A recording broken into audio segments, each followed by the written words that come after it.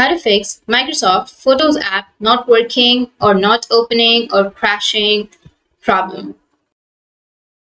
So if you want to fix the Photos app not working problem, then first you just need to simply open up your settings.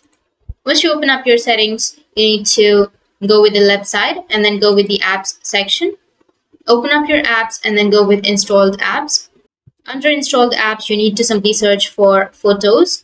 Once you search for Photos, you need to go with the right side, which has that three dots, and then go with the advanced option. Under advanced option, here you just need to simply scroll down and go with reset.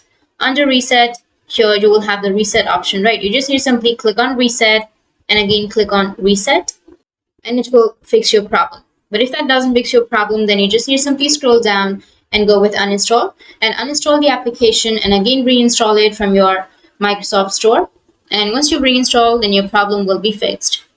So just simply click on uninstall and then go with the Microsoft Store, and under your Microsoft Store you can simply go with the search again, and you need to search for Photos, and here you will have your Microsoft Photos. You can simply install it again and restart your device, and after that your problem will be fixed.